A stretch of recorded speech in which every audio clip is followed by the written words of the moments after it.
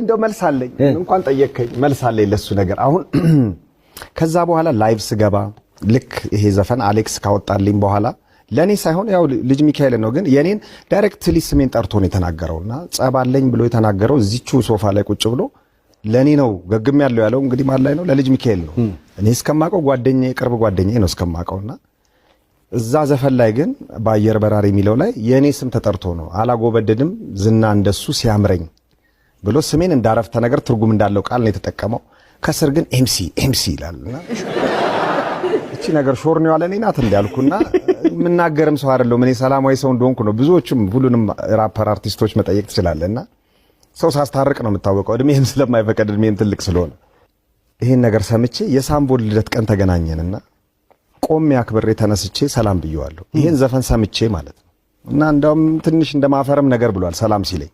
ለክሶ እንዴት ነህ ምናም ብዬ ሰላም ብየዋለሁ ምንም ቃል አልተናገርኩም ሶሻል ሚዲያ ላይም አንድ ሳምንት ሁለት ሳምንት የዘፈን ወጥቶ አልተናገርኩም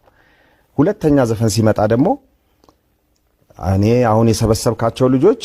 እኔ ነፍስ ይማር ብዬ የጣልኳቸው የተውኳቸው ሲባል ነፍስ ይማር ከበደኝ ቃሉ ነፍስ ይማርና የጣልኩት የሚባለው እኔ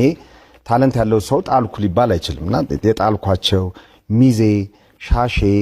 አጎብዳጅ እንግዲህ ስም ወጣልን ብዙ ስምና ላይቭ ስገባ የሆነች ቪዲዮ ስለቀ ሻሼ ይላል ሰው ደግሞ ሲያቀጣጥል ታቋለሽ ሻሼ ሚዜው ምን ትባላለና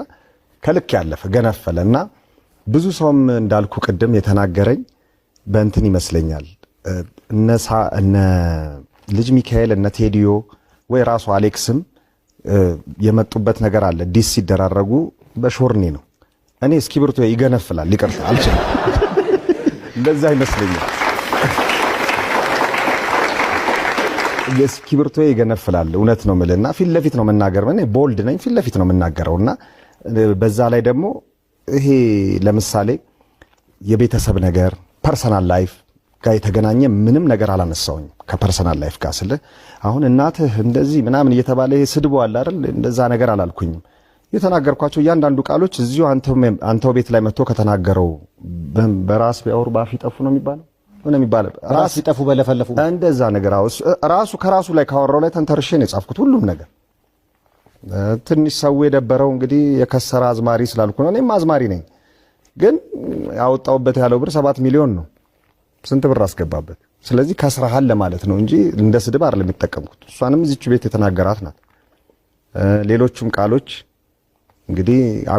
አጎበደድክ ምናምን ሚዜዎች ስላለ በክብር ተጠርቼ ሚዜ ሆንኩኝ ልጅ ሚካኤል በክብር ጠርቶኝ